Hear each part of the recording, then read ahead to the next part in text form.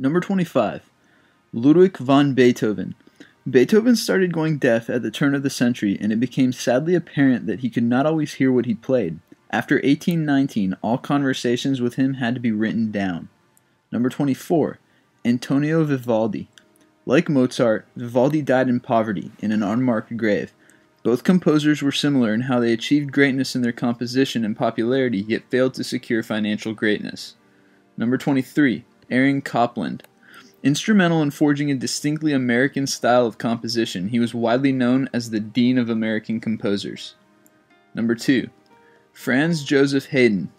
Anyone who can write 108 symphonies makes this list. Number 21. Peter Tchaikovsky. Interesting fact, he hated writing The Nutcracker, which is undoubtedly his most famous work. Number 20. Carl Nielsen. Without a doubt Denmark's most famous composer, he went against his roots and added foreign romantic flavors to his music. Number 19. Gustav Mahler.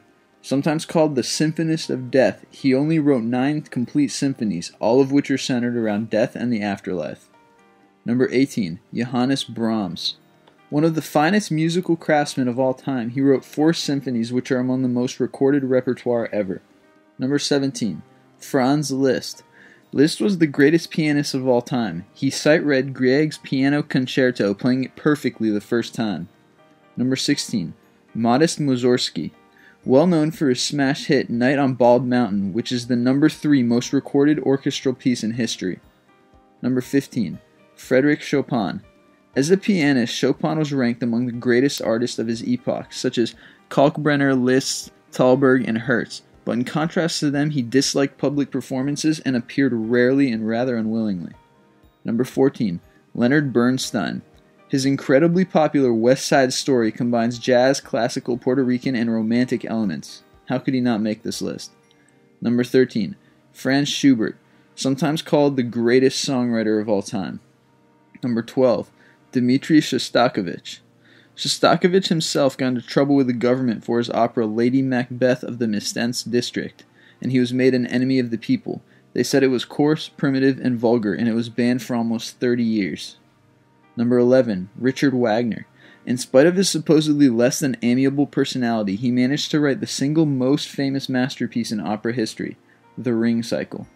Number 10. Gyorgy Ligeti. A Hungarian-born composer who stands out from the rest of the post-war European avant-garde. Number 9. Johann Sebastian Bach. He perfected every style of music which existed in his day. Number 8. Wolfgang Amadeus Mozart.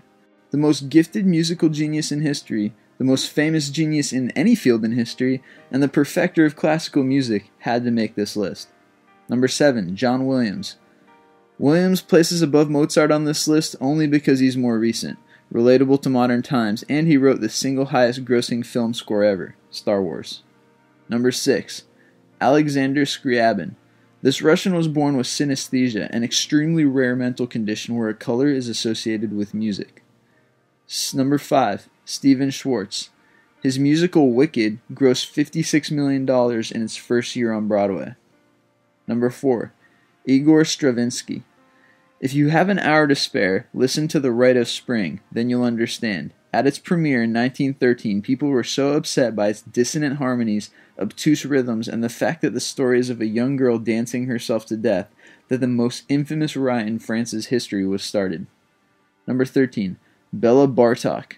Some say he was the first great ethnomusicologist, and he also pioneered many new string-playing techniques. Number 2. Ennio Morricone. Although he did not ever have a hit as big as John Williams' Star Wars, Morricone's been named the most successful movie soundtrack composer ever by several musicologists. And number 1, Andrew Lloyd Webber. The most successful and popular composer in history, his career on Broadway culminated in the 1986 premiere of The Phantom of the Opera, which has gone on to become the most popular piece of entertainment of any kind in history, still touring throughout the world to this day. Throughout its 27-year lifespan, The Phantom of the Opera has grossed more than $5.6 billion and has been seen by more than 130 million people.